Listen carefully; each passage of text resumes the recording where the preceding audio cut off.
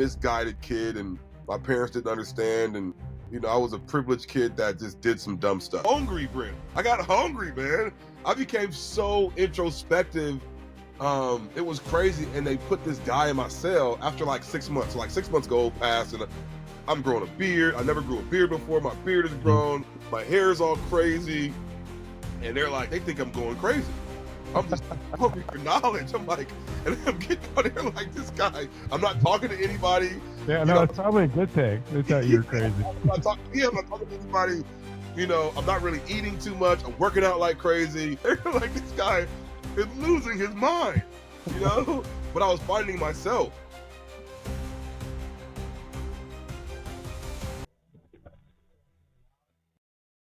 It's where you come to what happens when your work fear becomes your reality. How do you adapt, survive, overcome? And if you like this show, if you like anything in this show, don't forget to follow, subscribe, like, comment, all that good stuff that helps the show grow. Guys, I'm a big fan of this guy. I just told him that before. It probably sound like I was in his fan club, but I am. It's Jay Jordan. And I want to read real quick here because I was reading different things about Jay, and I watched some stuff on YouTube. But The Guardian, the way that they start this out in The Guardian is when Jay Jordan was getting out of prison in 2012, he had an ambitious plan to turn his life around. He's going to sell life insurance, restore old cars, get a real estate license, establish a community barbershop. There was one problem. His criminal record barred him from every single industry. 10 years later, Jordan has led a successful campaign to give millions of California residents the opportunity to clear their criminal record and be free from the similar barriers. State lawmakers passed a bill championed by Jordan allowing for automatic sealing of a wide range of arrest and conviction records, the most far-reaching reform of its kind in the U.S., experts say. The harsh treatment of people with criminal records, a uniquely American phenomenon in a country that is a global leader in incarceration, traps tens of millions of people in poverty, denying them access to jobs, housing, education, and other basic rights. And the thing about Jay Jordan is he's a doer. He doesn't just talk about it. When there's problems, he goes out and he finds solutions for them and gets right in the middle of it. He's passed 100 laws in the last 10 years. Nobody does that. He co-founded Time Done, the CEO of Alliance for Safety and Justice, where, again, that individual has passed 100 laws in that time period of 10 years, benefiting Reentry for justice-impacted people. If you want to find him on Instagram, there's a lot of people following him. He's Mr. Jay Jordan with over 1 million followers on Instagram. It's an unbelievable story. It's homeless. It's getting into the community and giving back. It's building a wall, and I want to talk about his wall because it actually had a huge impact, and it's not the wall you're thinking.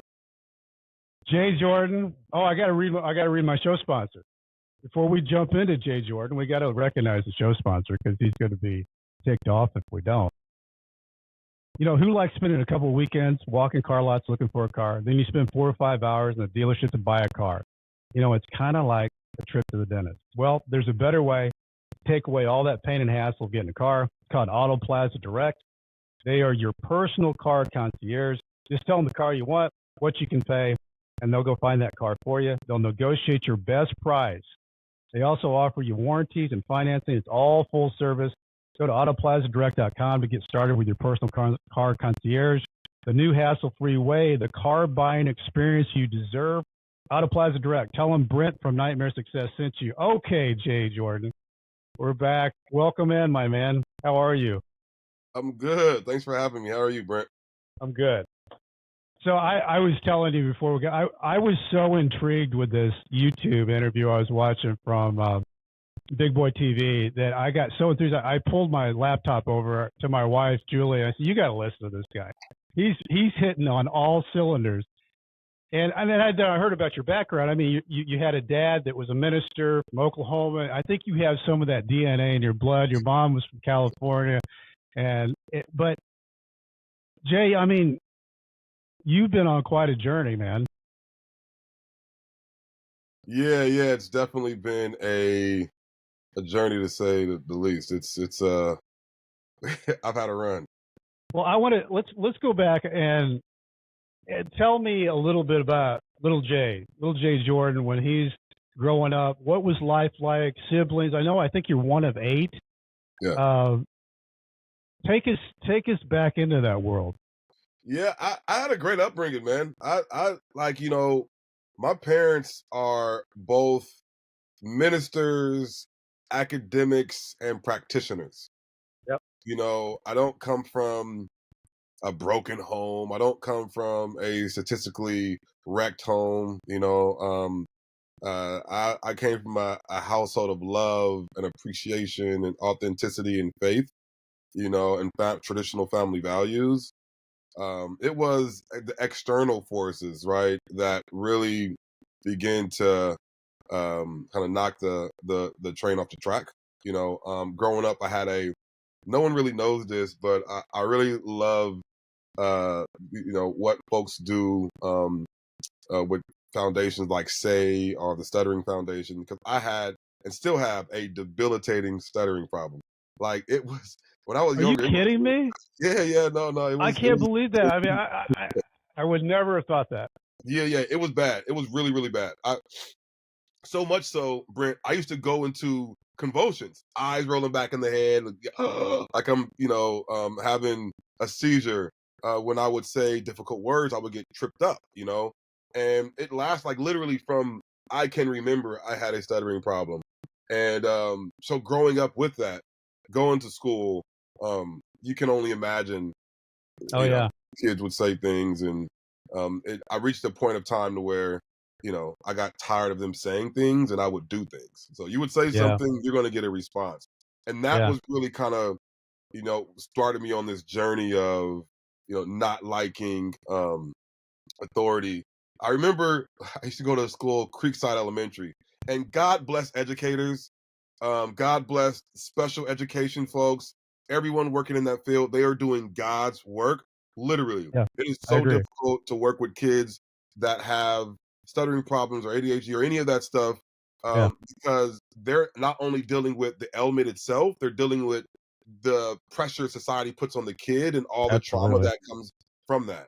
The one thing that I didn't like about it was they sent me like in the middle of the day, so all the kids were kind of like up.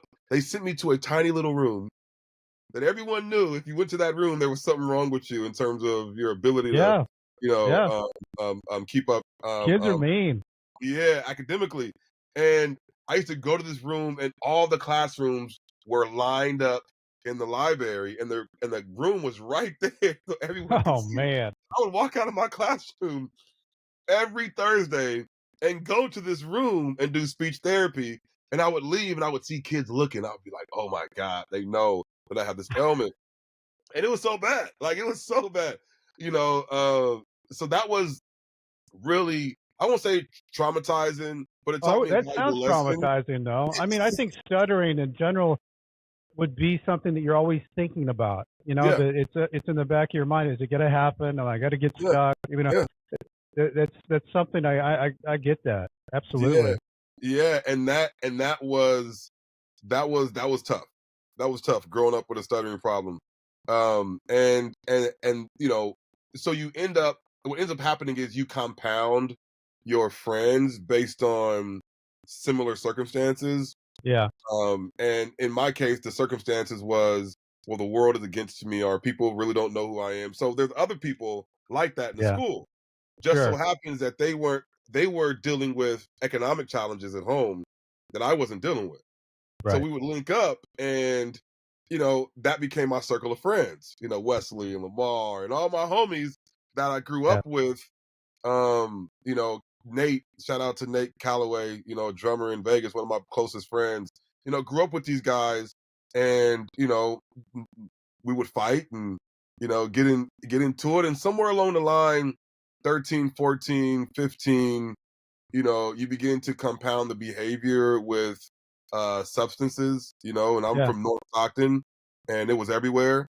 And I remember doing this speech, later on in life, to a bunch of 8th graders.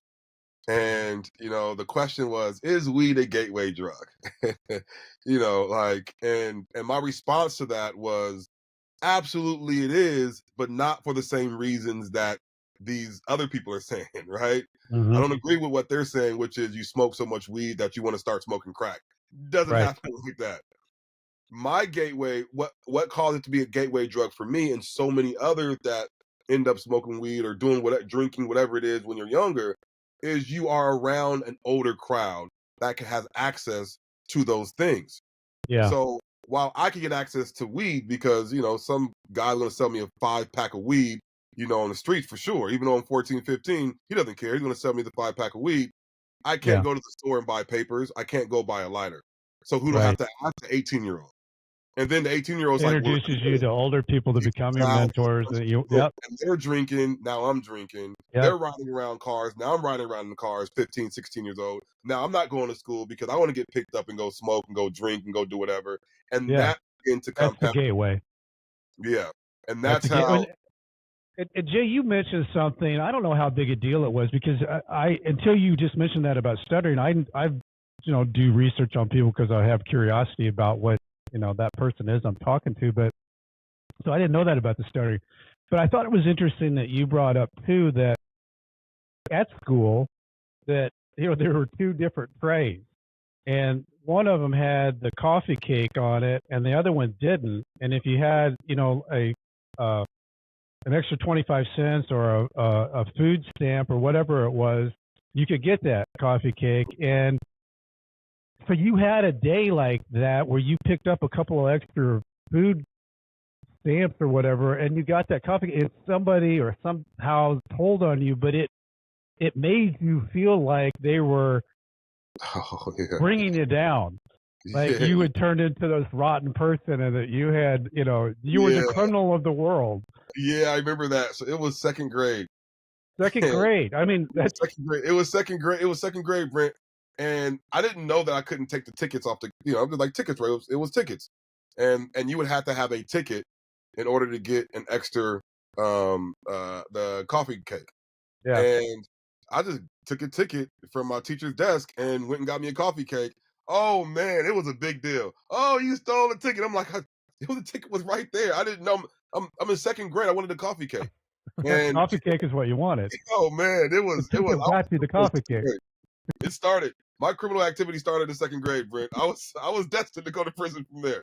No, but it shows you like, we really don't think about the little things that happen when you're younger that shape your perception when you're older. I Right. was reading something around why a lot of young black or young boys of color grow up, and when they hit puberty, it just explodes into, alcoholism or violent Right. behavior. And, some of the people who, have a different school of thought is like, oh, because they're black or brown or whatever. But if you go a layer deeper and stop with the ignorance, what you realize is between the ages of 3 and 5, Mm-hmm. the synapses in our brain are being, created. They're being developed. And the Mm-hmm. synapses in your brain really regulate the neural pathways.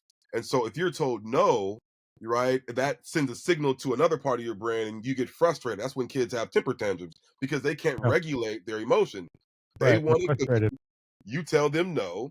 There's no regulation that says, "Oh, daddy or mommy told me no because it has Right. sugar," because they don't have those synapses yet. And so Right. between the ages of 3 and 5, it's very important to have conversations about why you're telling the kid no and let them process those things and build up healthy synapses. What happens in black and brown neighborhoods? The parents don't have time for that because, and not Yeah. even just black and brown neighborhoods, literally like economically disadvantaged neighborhoods. So poor white people, if you are poor, or if you, I hate to use the term poor. Let me take a step back.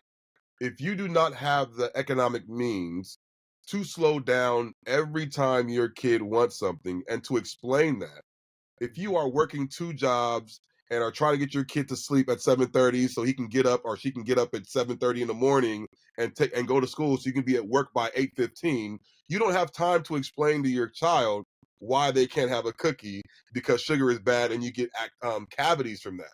You don't have Yeah. that Right. time over and over and over. right? Right. And so compounding those things, you are yelling at your kid, saying, no, you can't have it, you can't have it. And they're building up these synapses in their brains where, like, you know what? When puberty hits, right, it's like, I'm going. don't tell me no. Exactly.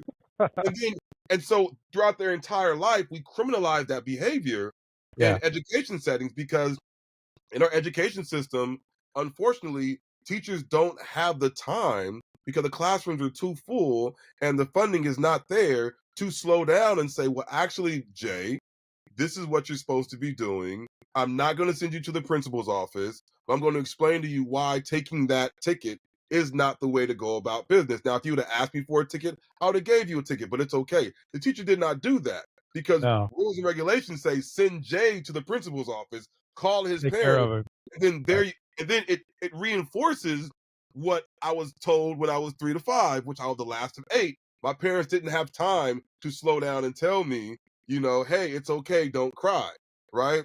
And that happens Right. all across the country, all across the world, and that's why, you know, I'm a big advocate for building in social economic learning Yeah. between ages of Well, that's 3 what and I like 6. about. I mean, I don't want to jump ahead of your on the time done stuff, but what I really like about what you do with time done is you feed them what they need, what they need, and you build that person up, and then you say, hey, by the way, I'm going to need some help from you. Now that you're Yeah, built up, you're going to yeah, have to help me within the community here. 100%. And there needs to be more of that dynamic in a lot of things that we got going on with important topics of solutions. You know, you got to build somebody up to make them where they want to be able to make something happen or make an impact. They can't make it when they're down in the ditch. Yeah, and you have to help them rebuild those neural pathways, Exactly. right? It's funny when you say that, Jay, because I remember my dad. He was an attorney by trade, and so when I was little, when he would spank before he spanked me, he would set me down and ask me why he was going to spank me, and I would have to tell him why he was going to spank me, and then he would spank me. Yeah. So like Yeah, it's weird. he literally, yeah, it's like I don't want to do this, but we're going to I do don't this. want to do this, but tell me why I have to do this. Yeah, yeah, and that's building systems around the biological nature of humans that go Yeah, through these institutions and systems should be the way we should be building systems, but we don't. We build systems to maintain budgets and become efficient systems for the system's sake and not absolutely. for the participant's sake. And That's why I love. it's also how you introduce somebody to that system. Like, you know, you had an experience, young teenager, fireworks are exploding, and I think if I understand right, Jay, the police officers show up and they think it was gunfire, Yeah, and I mean that's a very negative experience to be approached into that world with police officers and you know the heightened feeling of that as a teenager. I mean, how old were you when that happened? be like oof, probably 12, maybe That's younger young. than That's like that. in sixth grade. Or maybe younger than that. So we're at church Thursday night. Thursday was prayer night. And if you know anything about Pentecostal black churches, prayer goes for a long time. Prayer goes for a long time, man.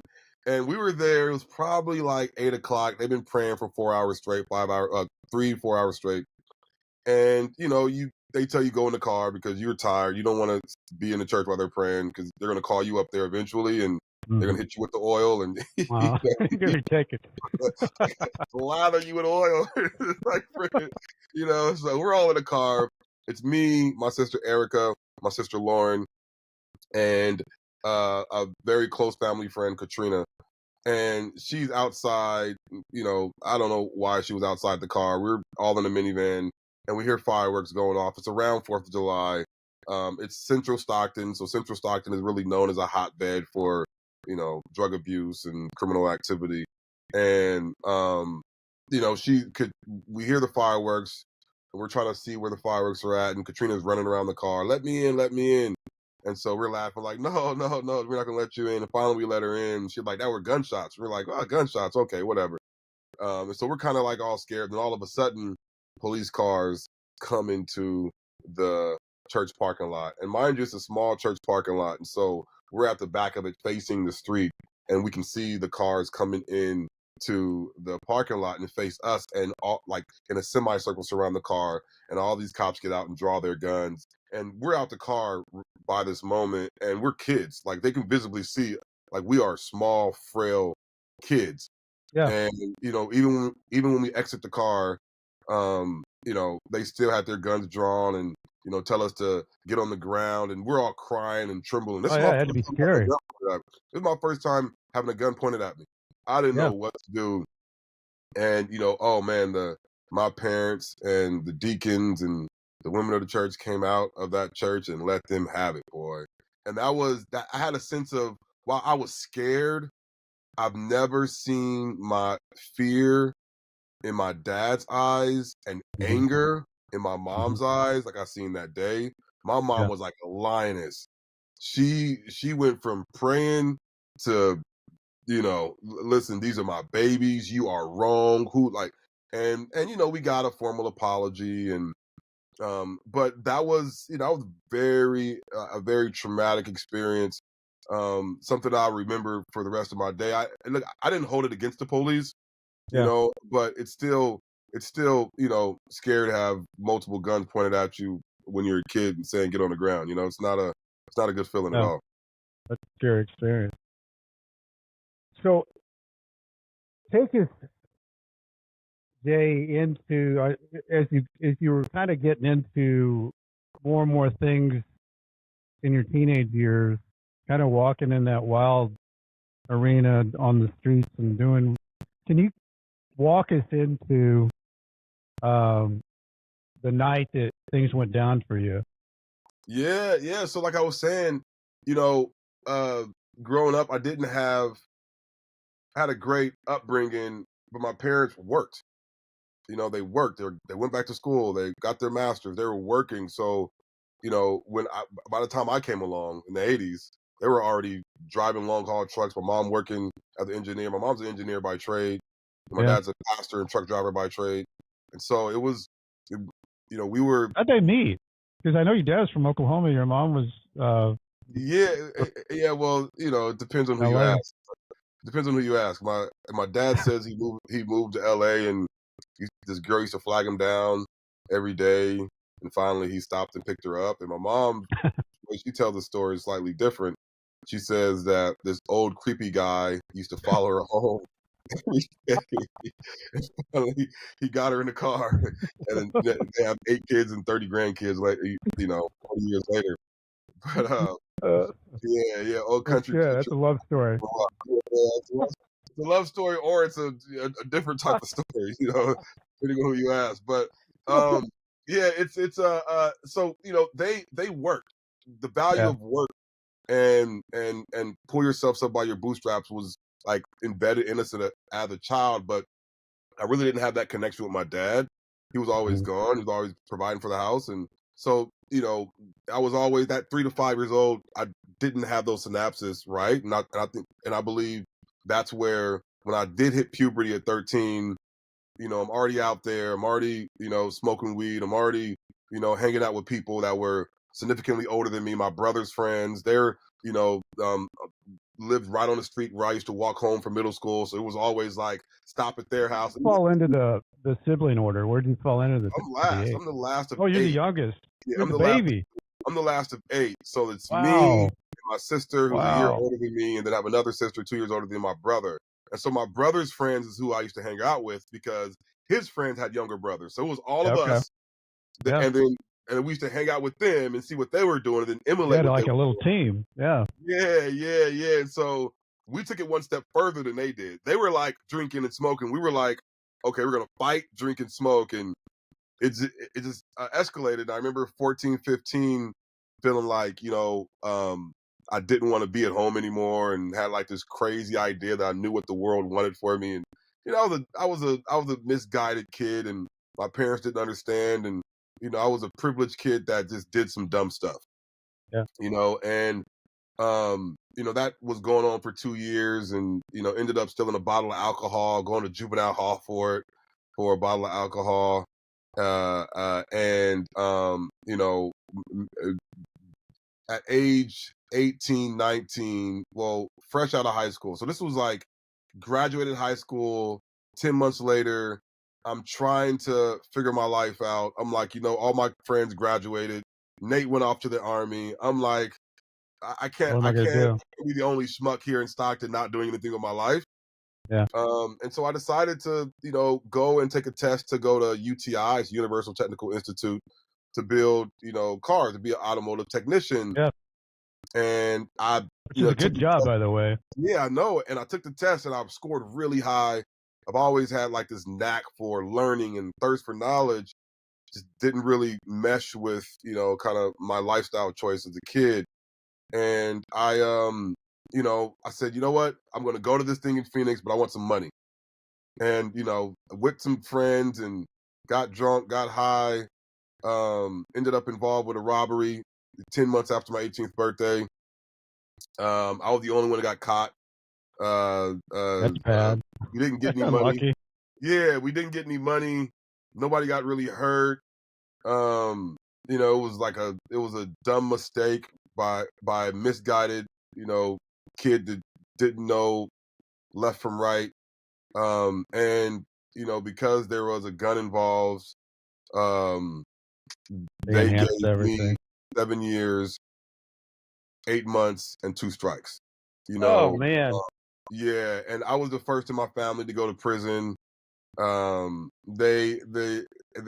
didn't understand at the time, but the law, there's a law on the books in California. It's a gun enhancement law.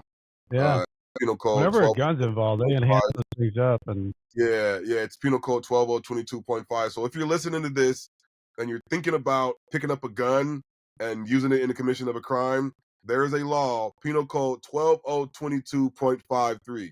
120 Understand that law, because that law will put you in jail for life and you will never wow. see the light of day. And that's what I was charged under.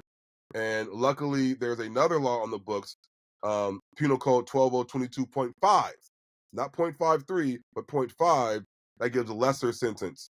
And we got an attorney, and I was given that lesser sentence. And the judge said, either we give you 13 years with one strike or 7 years with two. And my dad said, why would you take more years? Because, you're not going to get out and commit any more crimes. So And you I was had like, one crime but two strikes. one crime but two strikes, and because I had a gun, and then the Yeah. robbery, and I didn't understand it, and my dad was like, well, if you want to get out and be a knucklehead, then take the one strike and do more years. And I'm like, I'm not gonna do double the years. And so No. I made the decision there that, listen, I'm gonna have two strikes and I have no other chances, so this is me not looking back. And I took the deal. I remember the day I took the deal. I went back to the pod in the county jail, and I felt a sense of relief because all the things, all the disrespect, all the disappointment, all the anxiety I caused my family, I felt like this was me paying for all of that. Mm. Um, what I didn't realize is it wasn't me paying for harming my family. It was actually going to do more harm to Yeah. my family, me leaving and my presence not being there.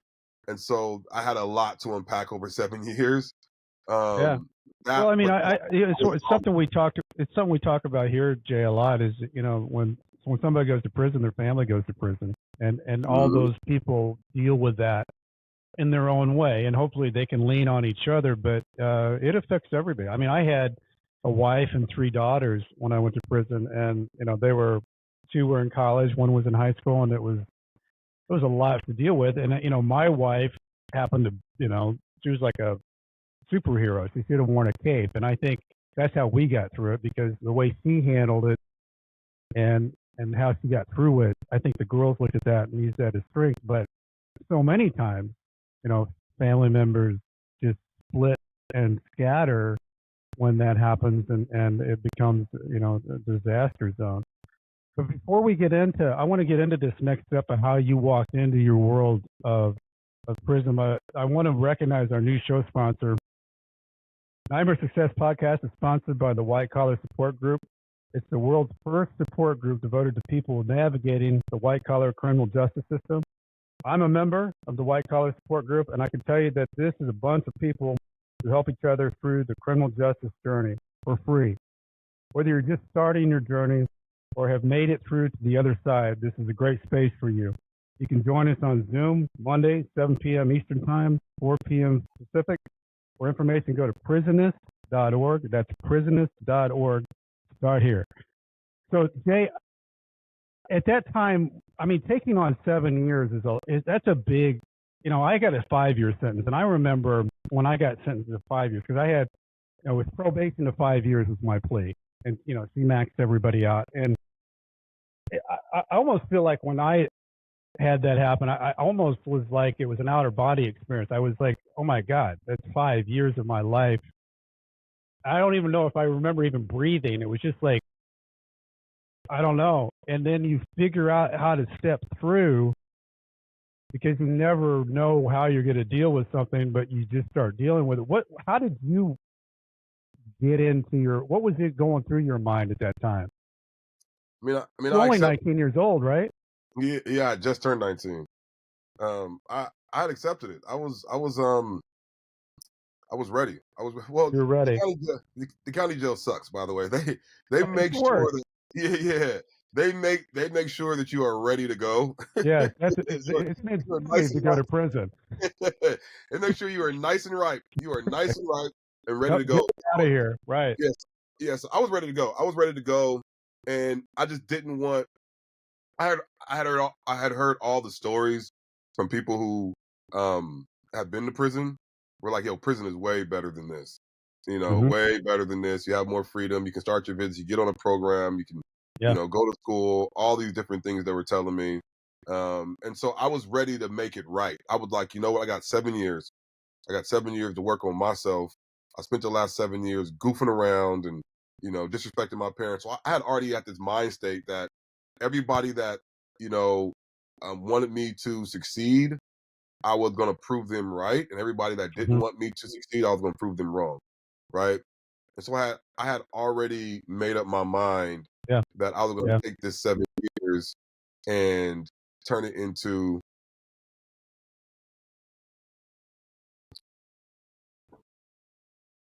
How's this? Okay, Jay. There we go. All right. We're okay. Was it on your side or my side? I think it was on my side. It was because all of a sudden, I mean, you were really good, and then all of a sudden you went fuzzy. Yeah, it was on my side. Okay, so I'll bring you back into where we were talking about you being prepared. So I'll bring us back into that. Yeah. So Jay, you were saying that really at the time that you got that sentence of 7 years, you were really prepared. You've been in the county jail. Everybody was telling you that prison's better, and you were like, "Man, I got to get out of here. I'm ready to get this going." Yeah, I was right. I was right. They definitely make county jail as uncomfortable as possible. And when you're in there, you're talking to a bunch of different other people. Two types of folks. One, people who've never been sentenced or been to jail or prison, and two, the people who've been there and are telling you, hey, if you're going to take a deal here, or if you're going to get some time, get the best deal, go to prison, start your time now. And there's a couple of reasons for that. One, prison is just a lot more programming, a lot more freedom, and then two, your time starts differently. So in county jail, you're doing like dead time. You're not getting time off. It doesn't count for anything, right? Yeah, well, you're getting a day for day, right? So it's like one day is one day, but in prison, in California at least, there's like if you do one day with no accidents or no incidents, rather, you get time off for that. So it's, I didn't qualify for time and a half, but it was like time and an extra couple of hours, right? And so and that leads up to the 15%, which is 85%. You do 85% of your time, you go to prison, that starts. So I was ready. I was ready to get going. I was ready to kind of, stop with the, because you feel like, okay, if you know you did it, right? There are folks who absolutely did not do it, right? Yeah. Right. But the majority of people that find themselves in jail, let's be honest, they did that shit, right? Right. It's like, now you're just negotiating, right? And so I'm literally negotiating with myself while I'm negotiating with my attorney, while I'm negotiating with the state. And You know what's funny about that, Jay, is you got like when I was in prison, I felt like I had, everybody was innocent, everybody was a professional athlete, everybody was a millionaire. You just kind of like make up your own world. It was kind of crazy because you yeah, didn't know who anybody really was yeah, yeah, unless they were close to you. yeah. And that's what, I was like, it's time to go. So I decided to take my punishment and was like, let's go. So I remember taking it and transferring out, going to Tracy. So I was in Stockton, San Joaquin County, and then they transferred me to Tracy, Dual Vocational Institute. It's DVI. It's now closed, by the way. But DVI was reception centers. So you go to these reception centers and they classify you. It takes about a month or two to classify you, your custody level. If you are level 1, which is the lowest, or you level 4, which is the highest, where you're going to go, what do you want to do. You take your TAPES test, which is your education test to see what education level are you in. If you don't score above like a 10.0 or 9.0, they put you into remedial courses where you have to go get your GED. I had my GED, and and I scored high, so they're basically put me on a track for work. So what do you want to learn, right? I wanted to go into auto mechanic, obviously, right? Auto body and paint, which was the one that I actually chose. And then reception center was interesting because you get your first taste of prison. It's not really it's prison, but it's not really the prison because you're Right. locked down most of the day. Right. But you get your taste for the different cultures in prison. Right?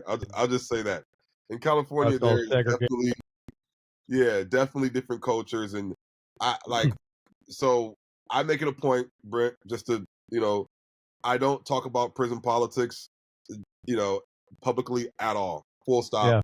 Yeah. Yeah. You'll hear me say one or few things, but in terms of like how prison goes, how it's set up, I don't talk about that at all. I leave that in prison. There are still guys serving times, Oh yeah. still women serving time in prison, Yeah. and when you're in there, you need all the tricks of the trade you get. So Yep. I don't. I hear you, man. Yeah, I do not say anything about what goes on in prison, you know, at all.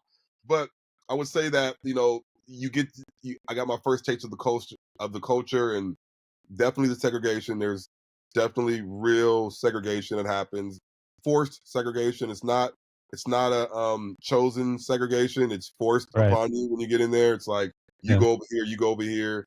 They classify you by race. That's what it is. Mhm. You go with the Yeah. race. Very primitive.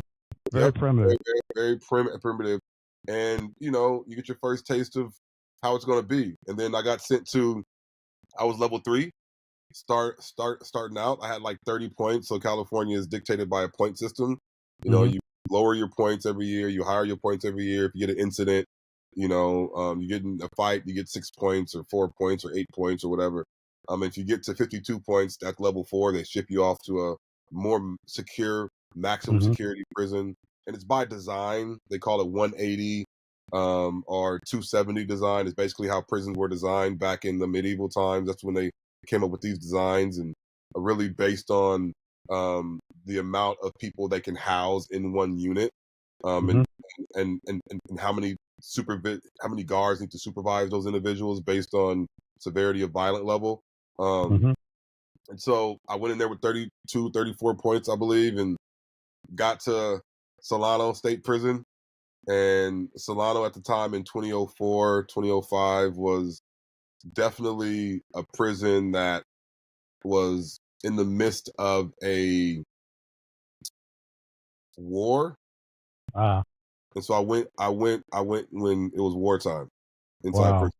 And I did 4 years in I've different. heard of that. I mean, Yeah, Bloody Beaumont has some terrible stories down in yeah, Texas of wartime.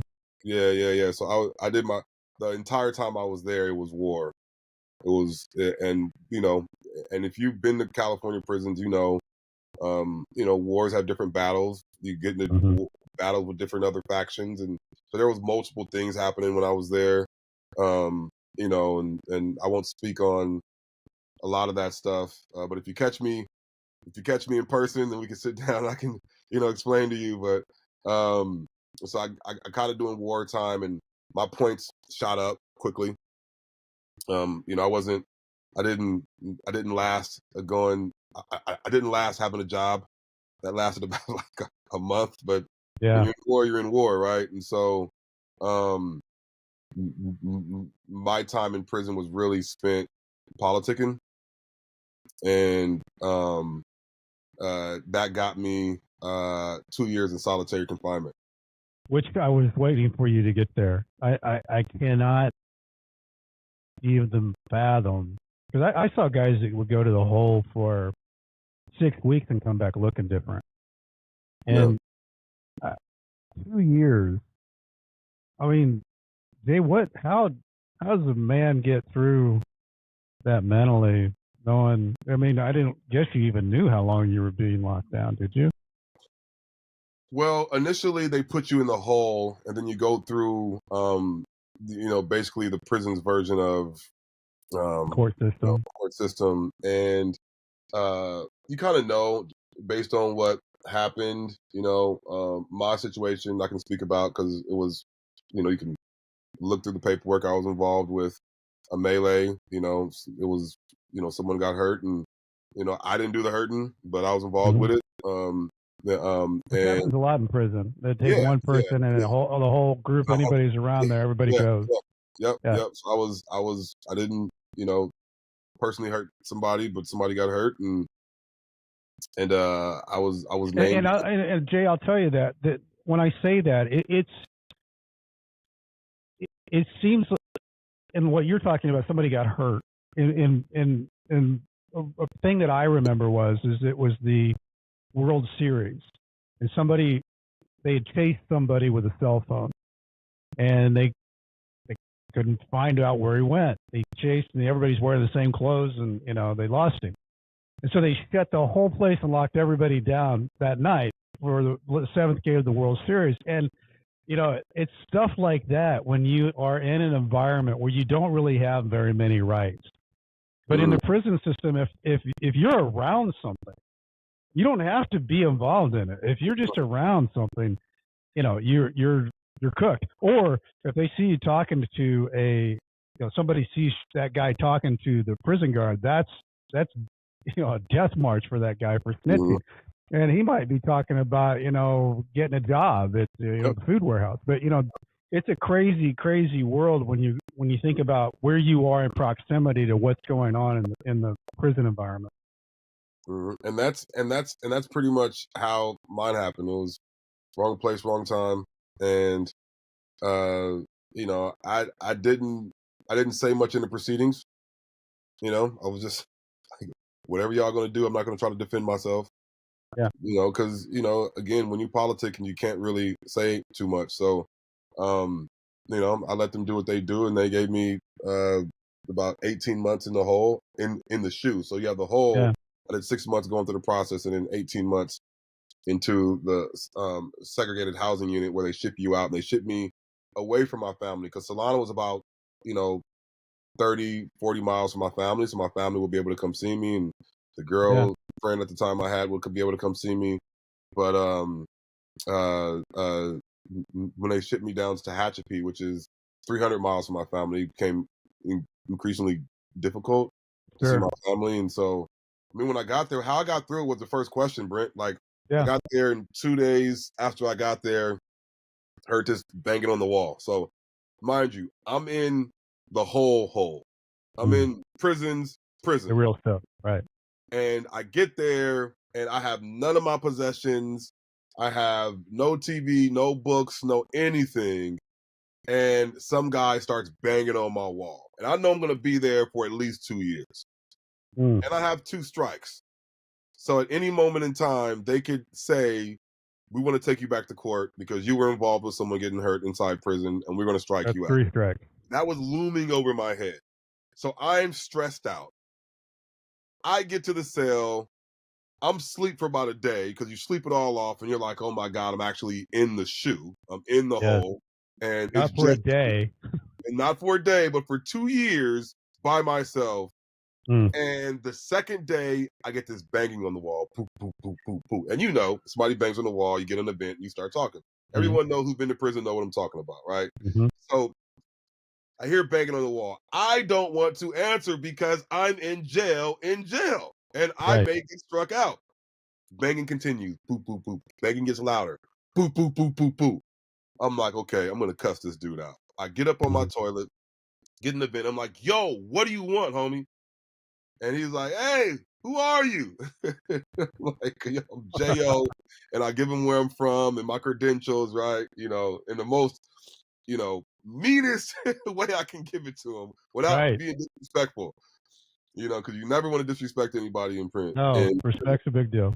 yep. And so he says, that's what you are. Ask who you are. And he starts laughing and he says my name, J.O., J.O., J.O. And I'm like, dude, and he keeps saying it over and over and over and over for it seemed like all day. And I begin to play that question back in my head.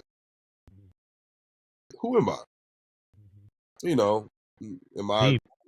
am I from North California? Am I a Crip? Am I J.O.? Am I this? Am I that? Am I, you know what I mean? And I'm like, man, that's what, like, it was just like, you have a time to think. You have a lot of time to think while you're in there. And so I just was literally obsessing over that question because some people obsess over some relationship or, like some people obsess over the thing that happened. And, if especially going through an investigation, you're like, okay, well, what's going on here? And trying to, piece it all together. And I just became obsessed with that one question and I couldn't shake it. Who am I? And I couldn't answer. I was like, well, who am I? I'm a man. I'm like, that's yeah, of course, biologically I'm a guy. Like, okay. Right. But like, who am I? Like, and I couldn't really answer the question. And that's when it all broke for me. It broke. That's when it Really broke. interesting. Yeah, that's when I it mean, broke. that happened in the time of being in the solitary cell. Yeah, that's when it broke. That's when the dam broke. That was the demarcation line there. That was, oh, now I understand what my dad told me. Now I understand with all these years what he was saying. Like, this is not you. This is not you. And yeah, I realized it wasn't me. I realized you start seeing the promise that you had in you that you just recognized. Yep. Yeah. That it was in that moment of just complete and utter loneliness that I've been grasping for a piece of me that I thought I needed to find externally, but everything I needed was already in me.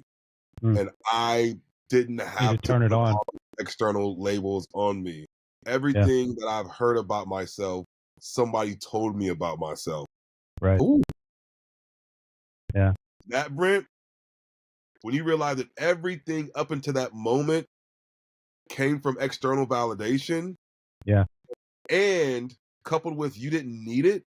Yeah. Because you already had in you everything that you already needed to be great. Yeah. Oh, I was like, it was like a revelation. Like, I just learned that I just won the lotto, but I also lost it at the same time, right? Well, I mean, so from that point on, that is incredible. Yeah. At that moment, you basically turn to yourself and say, "Man, I'm Jay Jordan. I can do all the things I want to do." What did you start doing? Because you're still in prison. Man. Oh man, I asked for a piece of paper and a pencil. When you get a revelation like that, you write. Got to start writing. Yeah. Don't read. Don't write. If you have an epiphany, if you are feeling like I got it, stop everything. Don't get on the phone. Get it out. Like sit down in a quiet room, just by yourself, no distractions, and start writing. Start drawing. I started drawing and sketching, and oh man, and then I started to write my parents. And I told my mom, I said, "Can you please send me all the books. That's All the okay books I what it need. is. All the books. And she would send me reams and reams and reams of internet searches. Oh, I love my mama. Just reams of internet searches. I'd be like, yo, search this and this and this and this and this and this and this. Because books will take forever to get there. Sure. And she would next day mail me thick manila envelopes full of internet searches. And my room became like a law library of just like knowledge. And I wanted to learn about history and math and different theories and philosophy and democracy and how democracy came to be, and do we Yeah. live in a democracy or do we live in a democratic Republic. republic, and Yeah. like all of it. I became obsessed with just learning about society and myself and religion. I read this book, The Golden Bow. It had to be about 1,000, 2,000 pages of just different spiritual practices and faith traditions, like everyone you can think of. I Mhm. devoured that book like 5 times. I was hungry, Brent. I got hungry, man. I became so introspective. It was crazy. And they put this guy in my cell after like 6 months. So like 6 months go past, and I'm growing a beard. I never grew a beard before. My beard is Mhm. grown. My hair is all crazy. And they're like, they think I'm going crazy. I'm just like hungry for knowledge. I'm like, and I'm getting out here like this guy. I'm not talking to anybody. Yeah, You no, know, it's probably a good thing. They thought you were crazy. I'm not talking to anybody. I'm not really eating too much. I'm working out like crazy. Yeah. I keep getting these packages every day, these rims of paper. I'm like reading them. They're like, what? I'm putting them using toothpaste to put these papers on the wall. I got Man. drawings everywhere. They're like, this guy is losing his mind, But I was finding myself. I Yeah. lost my mind, but I found myself. I melted all the You guys should external do a forces away. t-shirt. I lost my mind but found myself. Yeah, you know,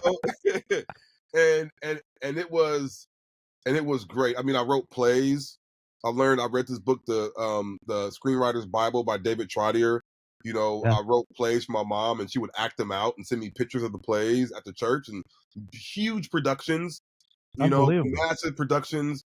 I wrote a book, The Idiot's Guide to Prison, where I mirrored the operation manual of prison. And I Yeah. literally took chapter by chapter and basically said, this is what you do. This is what they want you to do. This is how you do it. This is the Um, prison rules. Yeah. yeah. I wrote a master thesis called I Am, basically saying what I'm telling you is everything that you need is already inside of you. And when you Mhm. when you look for external validation, you're watering down your true self, Mhm. right? Like it was just so much. I think it was probably the culmination of, you know, um, How close were you to getting out when all this was taking place? so I got out in I went to the hole in 2022. Excuse me, 2002. No, 2004. I went to the hole Mhm. in 2004. Sorry, my dates are mixed up. I went to the hole in 2008 Okay. because I was in the hole when Obama was elected. Okay. And then I got out the hole in 2010.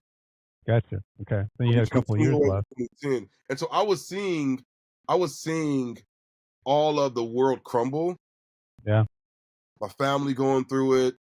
And I love my parents. They still sent me stuff, even though they're going through their own stuff outside. They still sent me stuff Mhm. and wouldn't stop. I seen the address change. I'm like, why'd you move? And they're like, oh, don't worry about it. All my Yeah. family were living in one house together, Yeah. save money. And I didn't know any of that stuff. Yeah.